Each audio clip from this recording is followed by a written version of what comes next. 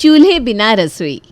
माना कि शादीशुदा औरतों को अपने दहेज में मिले सामानों से एक अलग ही लगाव होता है, लेकिन यही लगाव अगर परिवार में रोज रोज की झगड़े की वजह बन जाए तो क्या होगा? आइए इसे आज की कहानी से जानने की कोशिश करते हैं। सुनीता की शादी पूरे 28 साल पहले दिनेश के साथ हुई थी। शादी के समय दहेज के बाकी सामानों के साथ सुनीता को उसके मायके से 1-2 बर्नर वाला स्टील का भारी भरकम गैस चूल्हा भी मिला था। ये वही चूल्हा था जिस पर खाना पकाकर उसने सारी उम्र अपने पति और बच्चों को खिलाया। समय बीता और जब सुनीता का बेटा लक्ष्य 25 साल का हुआ तो सुनीता ने सीता नाम की लड़की के साथ उसकी शादी पक्की कर दी।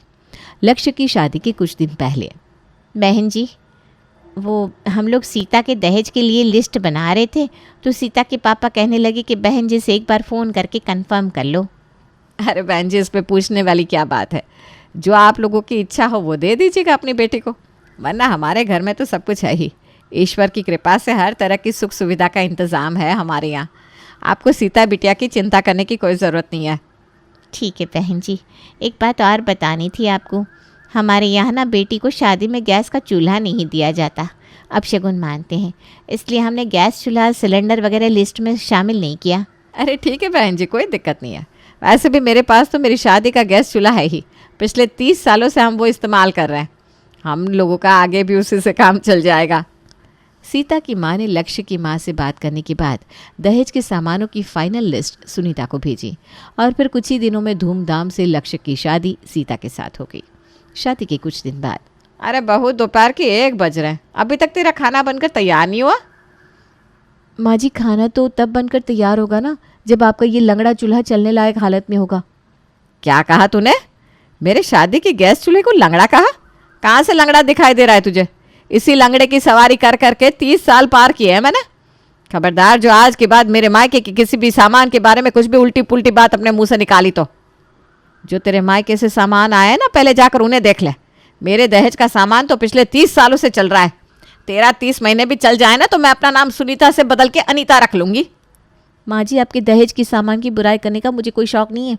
आप बिना बात बात को घसीट कर कहाँ से कहाँ ले जा रही हैं। मैं सिर्फ इतना कह रही हूँ कि गैस चूल्हा ठीक से काम करेगा तभी खाना बन पाएगा। चूल्हे में से गैस लीक हो रही है और ये बात मैं आपको पिछले 3 दिन से बता रही हूँ। तेरे कहने पर मैं मिस्त्री को बुलाकर लाई थी ना। अब रोज़ रोज़ क्या तेरा ये चूल्हा लेकर मिस्त्री के यहाँ खड़ी रहूँ मैं? कुछ नहीं होता, बना ले खाना। मैंने तुझे बताया ना, 30 साल से इसी चूल्हे पर खाना बना रही हूँ मैं। देखिए माँ जी, मैं तो साफ बोल रही हूँ, जब तक गैस का चूल्हा ठीक नहीं हो जाता मैं रसोई में पाँव नहीं रखने वाली। अगर आप ज़िद्दी है ना माँ जी, तो मैं आपसे भी ज़्यादा ज़िद्दी हूँ। दोनों सास बहू के बीच में तीखी बहस हो गई थी और उसके बाद दोनों मुंह बनाकर अपने अपने कमरे में जाकर बैठ गई थी। 1 घंटे बाद जब ससुर जी इंतज़ार करते करते थक गए तो पत्नी सुनीता को आवाज़ लगाने लगे। अरे सुनीता जी, आज रोटियां हमारी थाली का रास्ता भूल गई है क्या? भाई, अब तो पेट में चूहे भी दौड़ लगा लगा कर थक कर एक कोने में बैठ गए। अब खाना लगा भी दो। सुनीता जी, क्या चिल्ला रहे हैं आप? आपकी बहू का नाम सीता है और अब खाने के लिए सीता को आवाज़ लगाया करिए। बहू आ गई है घर में, अब खाना पीना बनाने की जिम्मेदारी मेरी नहीं रही। अरे बहू, तुम ही खाना बना दो। तुम्हारी सास तो सीधे मुंह कभी बात ही नहीं करती। बाबूजी, मैंने खाना बनाने से इनकार कब किया है? मैंने माँ जी से साफ साफ शब्दों में कहा था कि गैस का चूल्हा रिपेयर करवा दो, लेकिन वो मेरी बात सुनने के लिए तैयार ही नहीं है। अब आप ही बताइए, कैसे टूटे फूटे चूल्हे पर खाना बनाऊँ मैं? माँ जी को तो मेरी जान की कोई कीमत ही नहीं है। आप जानते भी हैं 2 दिन से गैस लीक हो रही है। मुझे खाना बनाते हुए परलोक जाने की कोई जल्दी नहीं है। आप गैस का नया चूल्हा ला दीजिए, मैं खाना बना दूंगी।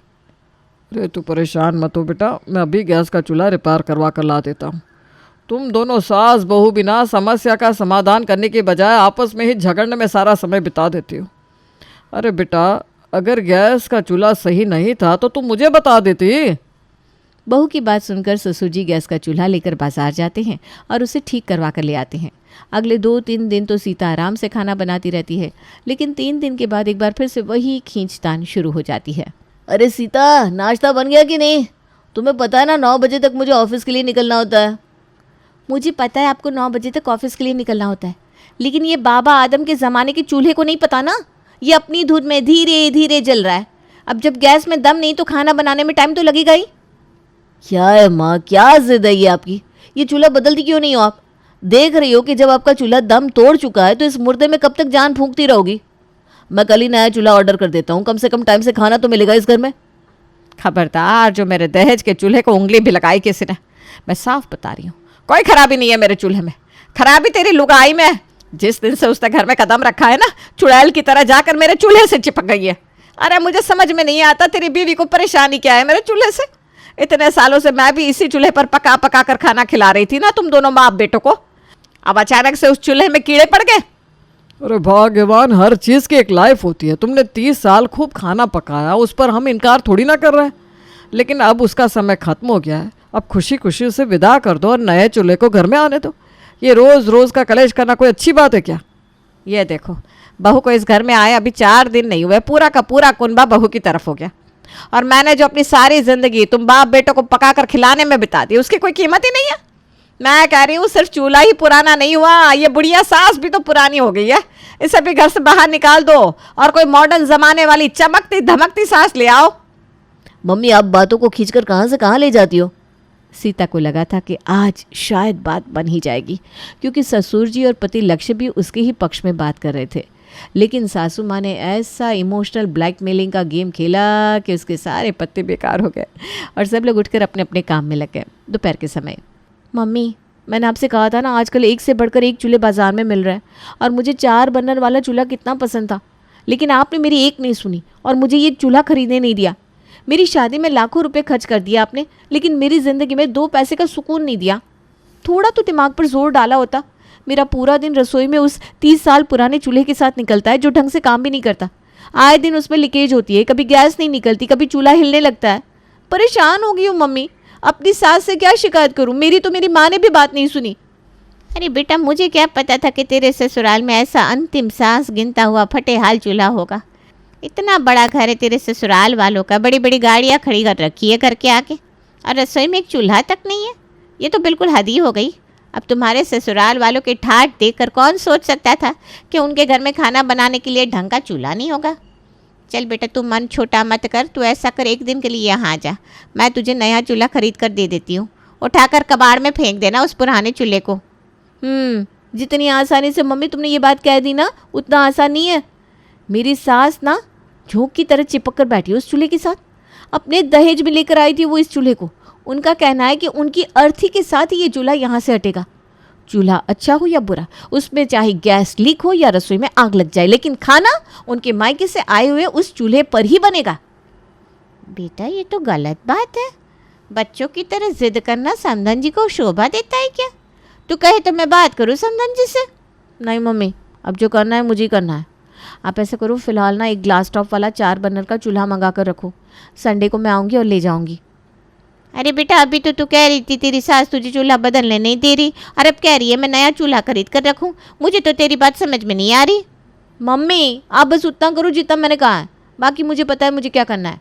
2 दिन बाद संडे था। सीता अपने मायके जाती है और मायके से अपनी पसंद का सुंदर चमचमाता नया चूल्हा लेकर वापस ससुराल आती है। देख रहे हैं आप, इसकी इतनी हिम्मत हो गई कि ये मेरे मना करने के बाद भी अपने मायके से नया चूल्हा लेकर यहाँ आ गई। शादी के समय तो इसकी माँ बड़ी लंबी लंबी बातें कर रही थी, हमारे यहाँ बेटियों को चूल्हा नहीं दिया जाता, तो फिर शादी के 4 दिन बाद चूल्हा देना अपशगुन नहीं होता क्या? मुझे चूल्हे की ज़रूरत है, इसलिए मेरी माँ ने चूल्हा दे दिया। और वैसे भी आप भी तो अपने मायके से चूल्हा लेकर आई थी ना, बस इसलिए मैं भी लेकर आई। ले आई है तो ले जाकर स्टोर रूम में पटक दे, मेरी रसोई में इसके लिए कोई जगह नहीं है। देखिए माँ जी, 30 साल पहले आपके आए मायके के इस चूल्हे से आपको इतना लगाव है, तो आपको क्या लगता है मुझे अपने इस लेटेस्ट डिज़ाइन वाले चूल्हे से कोई लगाव नहीं होगा? अगर वो चूल्हा आपके मायके से आया है तो ये चूल्हा मेरे मायके से आया है। मैं भी देखती हूँ कौन मुझे मेरे मायके का चूल्हा इस्तेमाल करने से रोकता है। कौन क्या, मैं ही रोकूंगी तुझे, क्या बिगाड़ लेगी तू मेरा? दोनों सास बहू के बीच की महाभारत बढ़ती जा रही थी और अब तो पड़ोसी भी ताक झांक करके घर से आ रही बहस की आवाज़ का आनंद उठाने लगे थे। अरे बस भी करो तुम दोनों, शर्म नाम की कोई चीज़ बची है कि नहीं? या उससे बेच कर भी चूल्हा खरीद लिया तुम दोनों ने? बहू, मैंने चूल्हा रिपेयर कराया था ना, फिर ये बवाल करने की क्या ज़रूरत आन पड़ी? बाबूजी, कोई बवाल नहीं किया मैंने, बस मैं तो नया चूल्हा लेकर आई हूँ। वो रोज़ रोज़ ख़राब होने वाला जंग लगा पुराना चूल्हा हमारे किचन का पूरा लुक बिगाड़ रहा था। कान खोलकर सुन लो जी, अगर उसका चूल्हा मेरी रसोई में आया तो मैं भूख हड़ताल कर दूंगी। और अगर मेरा चूल्हा आपने रसोई में नहीं रखा तो मैं रसोई में पाँव तक नहीं रखूंगी। बहू, मेरे पास तुम दोनों की समस्या का समाधान है। तुम दोनों अपने अपने कमरे में जाओ, मैं शाम तक सब सही कर दूंगा। ससुर की बात सुनकर दोनों सास बहू अपने अपने कमरे की तरफ निकल जाती हैं। शाम के समय जब सुनीता और सीता अपनी रसोई में जाती है तो देखती है वहाँ से दोनों चूल्हे गायब हो चुके हैं। आपने तो दोनों चूल्हे रसोई से हटा दिए। अब क्या हम मंतर मार कर खाना बनाएंगे? बिना चूल्हे के कभी खाना बनता है क्या? अरे भगवान, इतनी चिंता क्यों कर रही हो? मैंने कहा था ना मैं सब संभाल लूँगा। तुम दोनों मेरे साथ बाहर आंगन में चलो। सुनीता और सीता दोनों हैरानी से आंगन की ओर जाने लगती है। ये देखो, आज से तुम दोनों इस मिट्टी के चूल्हे पर खाना बनाओगी। इस मिट्टी के चूल्हे में बना हुआ खाना स्वादिष्ट भी होता है और पौष्टिक भी। अब तो तुम दोनों में से किसी को भी खाना बनाने या खाने में कोई एतराज़ नहीं होगा। तुम दोनों के ही मायके से आए हुए चूल्हे मैंने पैक करके बड़े इज्जत और सम्मान के साथ स्टोर रूम में रखवा दिया।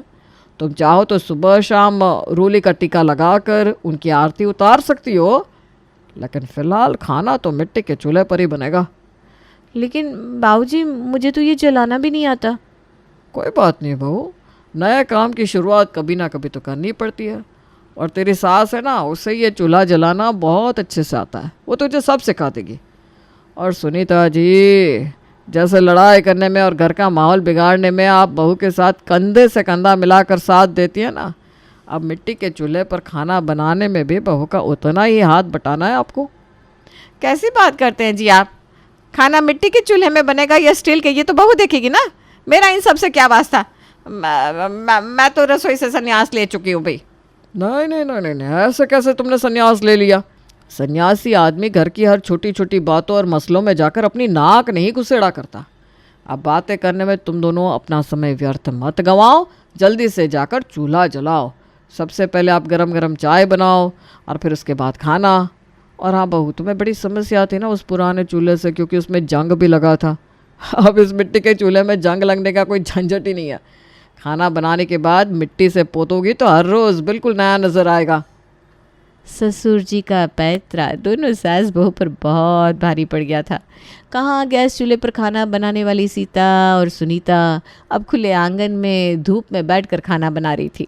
माँ जी, अभी तो बस फरवरी शुरू हुई है, अभी से इतनी तेज़ धूप निकलने लगी है कि दोपहर में तो यहाँ खुले आंगन में बैठकर खाना बनाया ही नहीं जा रहा मुझसे।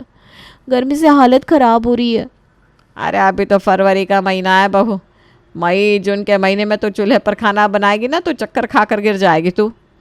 किसी तरह हाय हाय करते रोते गाते दोनों सास बहू कड़ी धूप में बैठकर चूल्हे पर खाना बना रही थी और अपनी किस्मत को कोस रही थी। पता नहीं किस मनहूस घड़ी में मैं तुझे ब्याह कर घर ले आई। जिस दिन से शादी करके आई है, घर की सुख शांति को ग्रहण लग गया है। ससुराल जाकर 100 तरह के समझौते करने पड़ते हैं।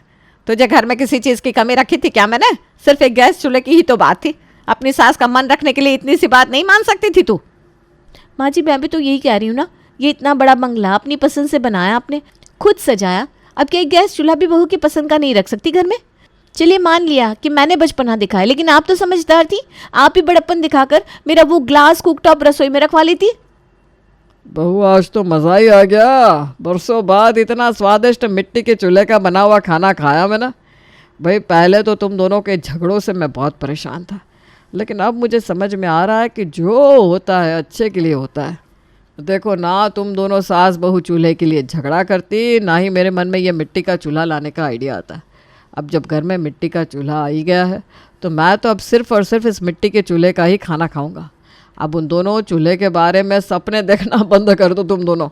मिट्टी के चूल्हे पर खाना बनेगा तो बचत भी होगी, और जब तुम दोनों दिन भर मेहनत करके खाना बनाओगी तो तुम्हारे पास लड़ने झगड़ने का टाइम भी नहीं बचेगा। चूल्हा जलाने और उस पर खाना बनाने की मुसीबत को 1 सप्ताह तक झेलने के बाद दोनों सास बहू की अकल ठिकाने आ गई थी। अभी तक सांप और नेवले की तरह लड़ रही सुनीता और सीता की जोड़ी अब जय और वीरू की तरह पक्की दोस्त में बदल गई थी। सुनते हैं जी, वो मैं क्या कह रही थी, अभी नई नई शादी है ना सीता की, बेचारी बच्ची पूरा दिन चूल्हा जलाने और उसके धुएं से परेशान हो जाती है। मैं क्या कह रही थी, बच्चों का ना दिल रख लेते, उसका वो कांच वाला 4 बर्नर वाला चूल्हा है ना, उसे ही रखवा देते रसोई में। बहू बिल्कुल ठीक कह रही थी, नए ज़माने के साथ ताल में ताल मिलाकर चलना चाहिए। कब तक पुराने सामानों का मोह लेकर बैठे रहेंगे? नहीं नहीं माँ जी, गलती तो सारी मेरी थी। आपको अपना मन मानने की कोई ज़रूरत नहीं है। रसोई में चूल्हा अगर आएगा तो आपका वही 30 साल पुराना स्टील का चूल्हा आएगा। क्या हुआ अगर उसमें थोड़ा सा जंग लगा है और कभी कभी गैस लीक हो जाती है और हफ्ते में 1-2 बार उसका बर्नर डिस्को डांस करने लगता है, इतना ही तो है ना। छोटी छोटी परेशानियां तो हर सामान के साथ लगी रहती है। मैं मैनेज कर लूँगी। बहू, मैंने कहा ना तेरा चूल्हा आएगा, कह दिया मतलब बात फाइनल। माँ जी, आपका चूल्हा आएगा, और ये बात सच है, मजाक नहीं कर रही हूँ मैं। तेरा चूल्हा नहीं, आपका। मैंने कहा ना तेरा। आपका आपका आपका। बेटा लक्ष्य, चल ढाबे पर चाय पीकर आते हैं। हमारे घर की औरतों का कोई इलाज नहीं है भाई।